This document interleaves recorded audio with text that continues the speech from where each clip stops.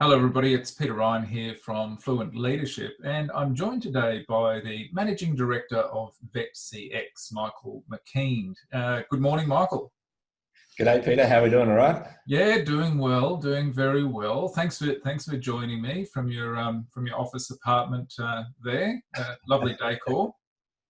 Beautiful, isn't it? Even It the outside matches the actual day, which is even more impressive. Yeah, nicely done. Well done, that man. So I wanted to talk to Michael today because, as I say, he is the Managing Director of VetCX, and he's created quite a unique business that assists veterinary practices around Australia. So, Michael, can you give me a little bit of background? I understand that you were the General Manager of Australian Veterinary Association originally. Yeah, that's right, Peter. It was quite an interesting journey around how I arrived at the Australian Veterinary Association through quite an extensive, well, I feel old, but I'm probably not that old in the scheme of things, but No, you're old. Through the corporate, thanks, through the corporate world, and then sort of taking a bit of a break from the corporate world, that being, large telcos and banking financial institutes. Then discovered an opportunity to join the Australian Veterinary Association as looking after their business services and their business groups. And through that experience, which was around about three or so years, you could really see some clear opportunity to be able to help veterinary practices across Australia. More so, obviously, they're very proficient in their clinical ability and they love and they're very passionate about what they do, but more so around their business opportunity, but even more specific around their customer experience, which is, by the telephone, which is obviously the main source of interaction that comes for prospective and existing clients currently, but also in the consult room themselves. So just giving a bit more of a personal touch to engage that audience. So I guess their clients are twofold. They have the patient, which they're there to treat, but also have the owner. So it's an extra element, I guess, than a traditional medical practice where they just need to focus on one. Yeah, that's interesting you say that, because I understand with being a pet owner all my life is the different reasons that you go to a veterinary practice, and some are relatively routine, straightforward. Others can be when you're quite worried about your pet. So caring for the client as well as your patient, who's the animal, is both quite important. I mean, we've both been involved in previous careers in like mystery shopping programs and that sort of thing. But what you're doing and how you're assisting the businesses goes beyond that, doesn't it? So that's the opportunity that you really saw, was not just for that initial understanding of the experience that the customers are having on the phone, but you've really broadened it, haven't you? Yeah, definitely. And I think a lot of the time, we're all used to it. We work in our own sort of world, and then we don't really see, what's going on. So we become so focused on, I guess, just the day to day, that we don't actually, step outside the box and look back in. And so what we've tried to do at VetCX is really design those products and services that can help practices to enhance just purely their client experience. So, we do nothing to do with clinical ability within practice. It's all about the customer experience. And that's, I guess, where we focus. So by giving them the ability to see from a customer's eyes what's happening when they look at their practice, helps them to tweak some simple things that really can make life easier as a pet owner interacting with that business. Yeah. And we were talking earlier about some of the interesting stats, because you've got unique insights into the entire industry now. I mean, your people are making hundreds and hundreds of calls into vet practices, and you've got quite rich data set now. So some of the stats I think were interesting because, there might be, veterinarian watching at the moment thinking, look, I think my customers are getting good experience, you know, we're engaging well, I don't think there's really a problem. Mm. What are some of the stats telling you though? Well, you know, it is interesting because, you know, now we're sort of, you know, going past our 12-month mark, and, you know, in Yeah, the 12 months, you know, we've been making roughly, you know, 800 or so phone calls, you know, up to 1,000 some months, telephone calls into veterinary practices all yeah, across Australia. And one of the clear findings that we know is that it's really staggering to believe that less than two. So just to clarify, actually, our phone calls that go into veterinary practices are non-clinical emergencies, but they should always result in that owner being offered the opportunity to come into the practice. So, but of course. of those phone calls that we make, you know, less than 20% of those people are offered an appointment.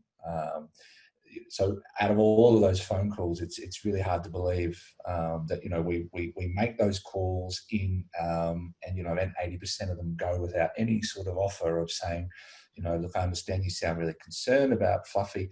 Why don't we make an arrangement for Fluffy to come and see one of our vets and make sure that all's okay? I guess what's even more, you know, from a customer experience, and both where you've been, Peter, and where I've been, you know, it's been drilled into our brain, even when we were both back in the front line back in those days Yeah, around really engaging with the people. But, you know, just the simple thing of asking the person's name that you're interacting with and using that throughout the discussion. I mean, less than 9% of our phone calls were ever asked what our name is, let alone used it in those conversations. So I guess that connection where is really lost. yeah, great opportunity. So it's in the experience, most phone calls by far and away are simply transactional, are they? Just like seeking information, giving information, and that's it, no further engagement. Yeah, so I mean, it's really question answer, question answer. You know, how much is? Then the response is, Wow.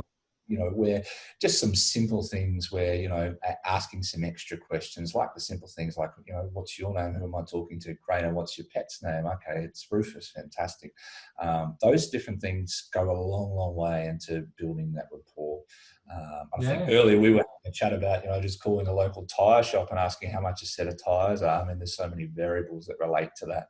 You know, where Oh, so asking some clear, clarifying questions, you know, you can, you know, show your expertise and those types of things. So, you know, now we know that, you know, pet owners, you know, consider their pets, you know, so much more part of the family.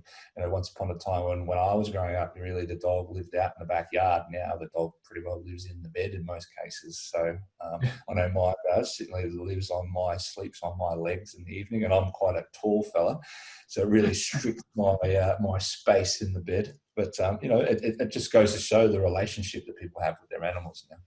yeah, absolutely. And I suppose that's surprising. And I imagine that, you know, when you are talking to vets and you're sharing that information with them, that'd be quite worrying for them because, you know, they're wanting to get, you know, better health for animals in their local community, and to understand that somebody's calling with a need about, you know, their loved pet, and they're not being, you know, not being engaged properly, not being asked their name or their pet's name or the breed, or, you know, being offered an opportunity to meet with the vet, to just discuss any sort of concerns that they might have. Yeah, absolutely. And but on the other hand, I guess it's not, you know, it's not through lack of want or will Yeah, from their perspective. You know, there's a lot of things going on in practice, and you know, I of think course. it's. I don't think that they've ever been given those. I guess those skills or the impact when it comes to. And don't get me wrong, there's some practices who do this amazingly well, Yeah, without a doubt. But the vast majority, obviously, based on the numbers that we talked about earlier, really just can tweak some simple things and give their team some extra education. I don't think, you know, I think also, you know, from my perspective of the industry only, it's, you know, they're very much given those clinical training and everything that's clinical, but they're not really given too much insight into the other unless they actually go outside to look for those skills or business ability to be able to help. yeah, But it's like anything, teach your team some new skills. So their reception team or their customer care team, you know, just do some basic training with them. And we've seen our clients make, you know, amazing improvements just by tweaking some simple things like, you know, using the owner's name and using the pet's name. You know, if you only change those two things, then you've got a completely different dynamic. Well, that's it. I think, you know, to be able to engage and to be able to provide those pointers and the training, as it might be, can make huge differences, as we both know. So you also offer training, and is that face to face, or what does that look like? Yeah, well, typically, both face to face, obviously, over Zoom or alike, Yeah, in today's current environment. exactly. But also, it really depends. The training can be one on one with the practice manager, the practice owner, giving them the skills and the ability to be able to help to coach and upskill their team.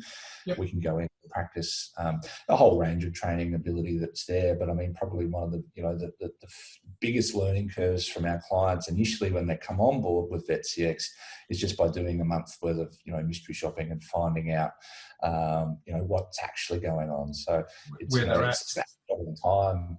So it's pet owners don't consider what time's busy in practice, or when should they and shouldn't they call. The calls go into practices at random times throughout the week, and all you're getting is a snapshot of what your client experiences when they call your business. I mean, it's pretty vital to know what's happening from that perspective. Yeah, it is. Now, a couple of things I might want to talk about too, because I know that you've just got a great partnership with Dr. Claire, and I know it's pretty early, but are you able to talk about that, because I think that's pretty cool. Yeah, absolutely. So I guess if we just go back one step, we talk about VetCX now, just passing our first year, Yeah, looking after clients, and so the clients who came on board with us in the early days, they're a good 12 months into their phone, and we've seen the increase in their client experience. But I think the next step now, and what the owners and practice managers are saying to us now, is, okay, I think we've got the phones 50, 60, 70% better now, but how do we go one step further? And that's really, how do we help the vets within the consult room yeah. to have better customer interactions? And so we've been lucky enough to, join forces with Dr. Claire, and she's a previous practice owner. She's just recently released her own book, which is around dogs and care and so forth. She's a bit of a media personality, so she's done a bit of media as well. But more importantly, she's been there and done that herself. And she's, I guess, a lot of her success as a vet has been around honing the skills of the consult. So taking into account the customer or the client, and how can she change her language, her positioning within the consult room, from all the way from the start to the end, and critiquing that. But now she's been able to put all that into an e-learning program, which VetCX offers, which is a self-paced learning guide where vets, just when they've got the opportunity, can spend a little bit of time just honing those skills. And it really fills a gap, like you were saying before, understanding sort of the clinical side of things. And, some people are naturally gifted with being able to engage with customers. But this is sort of just switching it up a little bit. And this is like continuing professional development for vets. Yeah, absolutely. So they can, instead of doing that clinical CPD training all the time, which is what they're so used to obviously, cover their required CPD points, they now can do something that's not so clinical, and that's focus on the customer and help, but also get their CPD points at the same time. So by running this course, there's still 15 CPD points available to them. They do it in their own time, but it also enhances a product that we've already had for some time at VetCX, which is our video consult, which we spoke previously a little bit about. And so what that is setting up a video within a consult and just setting it for the day and watching the clinician go about their day. And of course, the first 1 or 2 or 3 consults during that day, they're conscious that the camera's there, but after that, they've really forgotten and they're into the rhythm of the day. And what we find then is just a simple learning from that is just being able to watch yourself is a massive learning opportunity. So VetCX has offered that program of the video consult now for some time, and being able to really just like I say, simply by watching it and do nothing else, you're able to make some significant changes. It might be, I didn't realize that I used that phrase, or I didn't, that I think that I turned my back on the customer so long, or I sat at the computer all day and I didn't really interact. Some actually don't even interact with the pet whatsoever. So, I mean, there's some massive learnings there. And then to take that product one step further, I think it's a natural progression for us to partner with Dr. Claire and the amazing program that she's created through her own experience in Yeah. practice. Yeah, I actually find it fascinating in business, you know, how you can sort of partner with organisations in that way, and just you know, really broaden your offering so you can create this bespoke solution.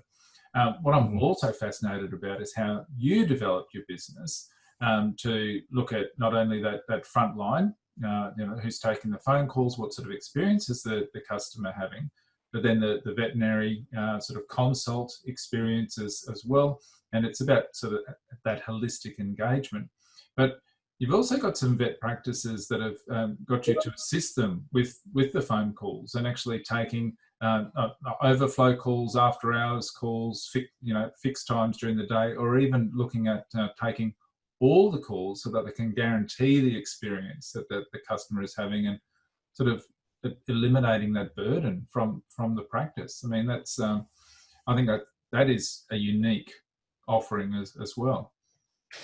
Yeah, definitely unique, and didn't come without its challenges, obviously, and really, I guess, pushing the industry, you know, into that next way of thinking, and that, you know, one of the personal observations for myself, if I think back as being a pet owner and going into a practice, is, you know, my impression of going into a vet practice, or, you know, typically any, you know, call it any medical practice, whether that be the dentist or the doctor, you know, 9 times out of 10, I think we're greeted with some lady on the phone who's got the phone on the elbow and she's typing away, and she sometimes, or he or she sometimes does acknowledge you or sometimes doesn't, but you're standing in that reception area just sort of in limbo waiting. Yep. Sometimes they'll take another call before they even acknowledge you. But, you know, was my impression, and I always, you know, and that's very common in vet practice as well. So I don't think, you know, whether from medical practice, a dental or a veterinary is very different. But I think it was one time I did go to the dentist and I actually noticed that there was no phone ringing. It was the phone didn't ring while I walked in, but the phone didn't ring while I was in the waiting room, and the phone didn't ring the whole time I was there. And I was quite shocked about that, because as you are, and myself, we're seasoned at customer. I think it's just because we started in the front line in customer experience, and we've managed and coached teams who have managed, you know, the customer experience. So our senses become so aligned to what's happening for the customer. But when we're a customer ourselves, we focus even more on that. And I think sometimes too much. Yeah. Too much, yeah. So you sit at dinner with your wife and you go, "Oh, did you see what happened there? Or did you see what they said?" You just got to try and stop yourself around those. Exactly. But the moral of that story got me thinking was, imagine if you could just take the phone, eliminate the phone from the practice, and be able to focus solely on the person who's in that practice with you. So the client walks in and you're able to give them a warm greeting.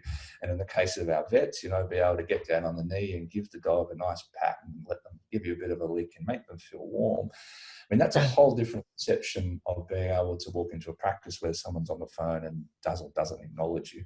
And that's what led me to the VCare product with VetCare, which was really around how do we help vet practices to do a number of things with their telephones. And often I'll say to owners, look, if that's too far, because I think sometimes that they think it's too far, I wouldn't work here because, you know, how would Mrs. Jones go when she called up and she didn't talk to Mary at 10 o'clock every Tuesday morning? You know, but my recommendation is to take the phones off the front desk. And even if, you know, there's some practices now who've now moved them to the back. And that has its own challenges, but, you know, think about the first impression that a client gets, but also, not more importantly, the last impression as well that you leave them with when they leave. And there's some interesting, you know, information through consumer groups that we've done on that, which, you know, a lot of, you know, I think 85% of clients, their lasting memory of a veterinary practice is paying the bill. You know, and, you know, there's a lot of discussion that goes on about whether vets are expensive or not expensive, but, you know, to think that they remember paying the bill as their last impression, you know, and we've worked with those practices to change just simple things, which is, you know, walk the client to the door, open the door, bend down, give the dog a pat, give the cat, you know, a bit of a pat, or talk to the animal, interact. and let the client go. And then we've gone back and redone those client experiences, and the perception is far different. The perception or feeling of the vet practice is very warm, very engaged, and one of which they, of course, will always bring their pet back to that practice. Well, yeah, it's so important to create that high level of trust, and that lasting impression is, oh look, I know little Fluffy's being cared for, and this is our health advisor, and this is our emergency first point of call for emergencies. This is part of our family is the local vet. Absolutely. Yeah, I think it's also interesting that they're dealing with two. So they've got the patient, and then you've got the owner as well. And yes, both are equally as important. And that's difficult to manage, I think. Well, not difficult to manage, but it's different to the typical GP or the dentist, where they just focused on you, no one else. Yeah.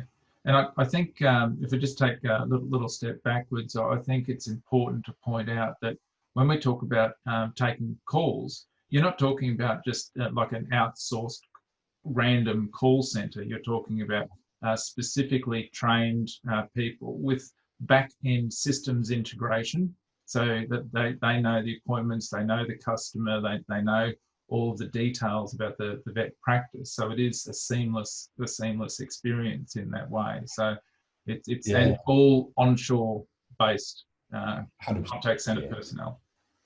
Yeah. So I think the great thing about VetCX is we're Australian owned, 100%, and it's me. I sort of founded the organisation from the ground up, and offered these different products. But the VCare product, which is us taking the inbound call, our team, are experienced nurses or vets who have worked in practice before, so they know what's happening, but they have a passion for customer experience. There's been a lot of discussion in the profession before about whether it works or doesn't work. And, I think from stories that I've heard a couple of years ago, there was another organisation who did try, but, they were a generic phone answering, I call it, or a message taking service. A message service. Yeah. So they might get a phone call for the local tyre shop, as we used that analogy before, then the local newsagent, then the vet practice, then the dental practice. There's no way, obviously, you can specialise in that, where our VCare product is only veterinary practices. That's what we specialise in. Our team are experienced clinicians, and we have access to their practice management software. So if a client calls, they're concerned, they're worried, we book the client straight in. We go through, and give them the Rolls Royce of customer experience that we train and coach, and that's what we manage our people on, is practicing what we preach, and that's the big part. But and looking at some of our clients in the initial 3 months that they've been doing it, we've been, lifting their appointments by, 60 or 70 per month, which is around 10, 15%. We've been lifting their average consult fee just by offering some extra products and services which tie them to that practice more. So, it has a lot of benefit, but not only that, the people within the practice, so there's so many other financial benefits that go along with it, is your people are happy because they can actually have a lunch break, because the phones are not ringing off the hook. Someone else is looking after. Of course. So you've got this fatigue and tiredness thing that goes on in practice, which is so common, and that's as a result of many factors at play. But the phone rings, and that's seen as a distraction, and we know that. Working in my days in the bank, I used to watch my team, and the phone would ring, and they would all sort of run as far as they could to stop answering the phone. That's the revenue stream. That's the client. That's the client that's calling. So, by being able to have that taken care of, and having peace of mind that those calls and their clients are being offered the best possible customer service, always with the view to make an appointment. The other fact that they can access and listen to the phone calls at any time they want. They get a live dashboard. They can see how many calls have been answered, who's answered them. We have a direct line to the practice, so if there is an emergency, we can talk to the practice straight away. So it's been an amazing thing. Some, it's a little too far for some. And going back to our mystery shopping program, I think what we find is a lot of calls go unanswered as well. So there's a huge stat, which, around about, I think 26% of phone calls that go into veterinary practices are unanswered. So that's a prospective new client, or certainly we're calling as a new client, as a prospective client. And so some practices, like you mentioned earlier, opt for overflow service. And what that means is the call will come into your veterinary practice.